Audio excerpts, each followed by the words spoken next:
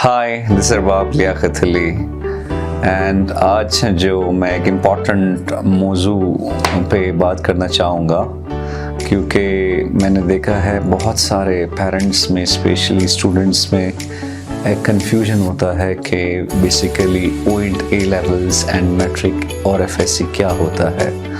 तो because I have been working as an O and A level head at the City School currently and O and A level में actually इस stream में मैं तकरीबन 14 साल से काम कर रहा हूँ। First of all I was at APS 7 streams and then I joined APS 7 stream के बाद then I joined the city school. तो basically मेरा throughout my life where I have been in the education journey, I have been dealing O&D level students and as I said earlier currently working as a head of O&D levels.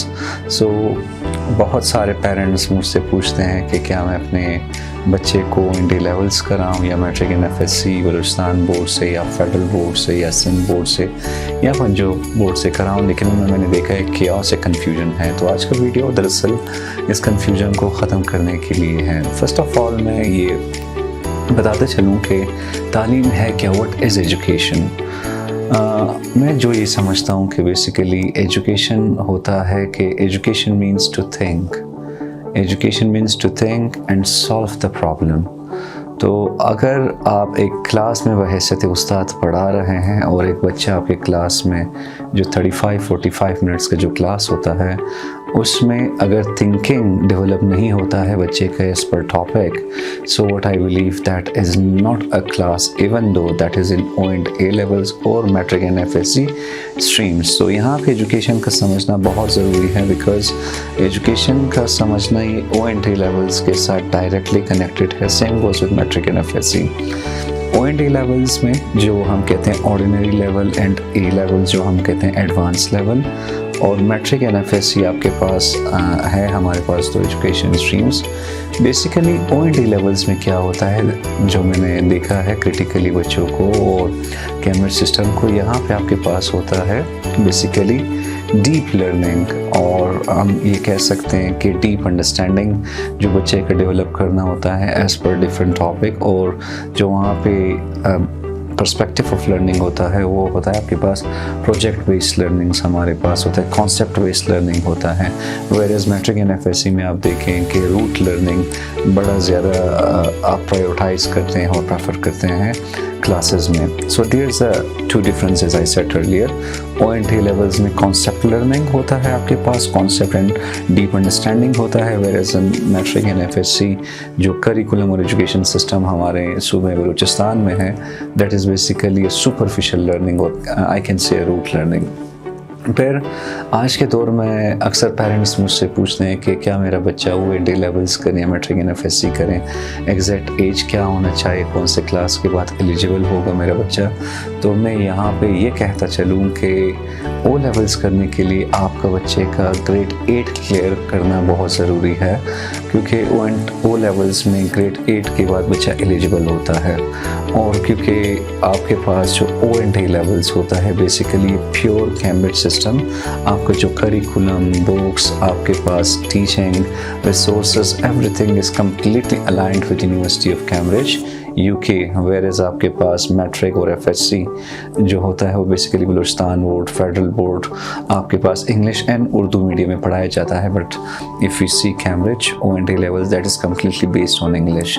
मैं यही ज़रूरी समझता हूँ और यही हमेशा कहता हूँ हर पेरेंट्स से कि आज के दौर में अगर if you are financially stable तो कोशिश करें अपने बच्चे को ओ एंड ए लेवल्स कराएँ। क्यों? क्योंकि future O and A levels के बच्चों का है, क्योंकि ओ एंड ए लेवल्स में आपका बच्चा अपना 4 C's स्पेशली डेवलप करता है। The first C is called critical thinking, second C is called, which is very important, that's called communicative competence, and C3 is called cross culture awareness, and C4 जो हमारे पास होता है that's called creativity। क्योंकि throughout 3 years वो O levels में जो हमारे पास है 9, 10th, 11 बच्चे का सारे सब्जेक्ट्स, तो 8 सब्जेक्ट्स हैं, वो इसी चीज़ों पे पढ़ता है और डेवलप करता है अपने 4-6। क्यों? क्योंकि डीप लर्निंग इसमें होता है। अगर आपने ब्लूम्स टैक्सोनॉमी पढ़ा हो कि ब्लूम्स टैक्सोनॉमी अगर आप देखें level of teaching and level of learning that is based on this 6 pillars. जो हमारे पास एक पिलर है दैट इज़ कॉल्ड रिमेंबरिंग, और सेकंड पिलर है अंडरस्टैंडिंग, थर्ड पिलर है अप्लाई, फोर्थ पिलर हमारे पास है definitely that's called analyse, the fifth one is evaluation and the sixth one is create. तो आपके पास कैम्ब्रिज सिस्टम में जो आपका पेपर्स डिज़ाइंड होता है, जो करिकुलम के क्वेश्चन डिज़ाइंड होते हैं, they are based on the 6 components. As a result बच्चे के critical thinking, problem solving, analytical skills develop होता है। और after 3 years when he will be doing O levels, यहाँ पे आपके पास 8 सब्जेक्ट्स होता है। बेसिकली O levels में हमारे पास सब्जेक्ट सिलेक्शन भी डिफरेंट होता है। It's not like this matric में कि आपको 8 के 8 सब्जेक्ट्स पढ़ना है और दैट इज़ फिक्स कि ये आपके पास सब्जेक्ट्स है और इसी को आपको पढ़ना है, लेकिन O levels में ऐसा नहीं है। उसमें आपके पास जो नॉन कोर्स सब्जेक्ट्स होते हैं आपके पास 3, फॉर एग्जांपल इस्लामियात होता है, उर्दू होता है एंड पाकिस्तान स्टडीज़, वो तो हर बच्चे को देना है। लेकिन मेजर्स में आपके पास अगर if you want to go for sciences it's called medical and engineering, जिसमें आपके पास फिजिक्स, केमिस्ट्री, बायो और फिजिक्स, मैथ्स, कंप्यूटर रखना है। और बाज़ बच्चे if they do not have an interest in sciences then definitely they can go towards commerce, जिसमें वो अकाउंटिंग, बिजनेस, इकोनॉमिक्स रख सकता है, जो कॉमर्स के सब्जेक्ट्स हैं। तो O levels में आपके पास वैरायटी बहुत है सब्जेक्ट्स के, एज वेल एज इसी तरह A levels में जब आप जाते हैं, जो हमारे बोर्ड में FSC कहलाता है, तो A levels में आपके पास AS और A2 होता है, जहाँ पे आपको सिर्फ 3 सब्जेक्ट्स, 3 मिनिमम 4 मैक्सिमम सब्जेक्ट्स रखना होता है। तो व्हाट आई फील आज के दौर में, AI के दौर में जो आप देख रहे हैं, तो एक पेरेंट को डेफिनेटली बहुत ज़्यादा पर्टिकुलर और क्रिटिकली अपने बच्चे के फ्यूचर को देखना चाहिए, क्योंकि अगर बच्चा O level करता है, O levels के बाद A level करता है, देन डेफिनेटली उसके लिए जो इंटरनेशनल एक्सपोजर होता है for the university placements that will be very very easy. क्यों? क्योंकि O levels, A levels में अगर फॉर एग्जांपल O levels में बच्चा 8 A's लेता है और आपके पास A levels में 3 A's लेता है, देन डेफिनेटली आगे जाके यूनिवर्सिटी प्लेसमेंट्स में for him he will be having a great opportunity to go for one of the finest universities in UK, in Australia, in America, or in European countries, even in a subcontinent we are having one of the phenomenal universities. So वहाँ पे easily he or she can be given admissions, whereas I have seen जो FSC के students होते हैं, they are not given as good lucrative scholarships as compared to O and A levels.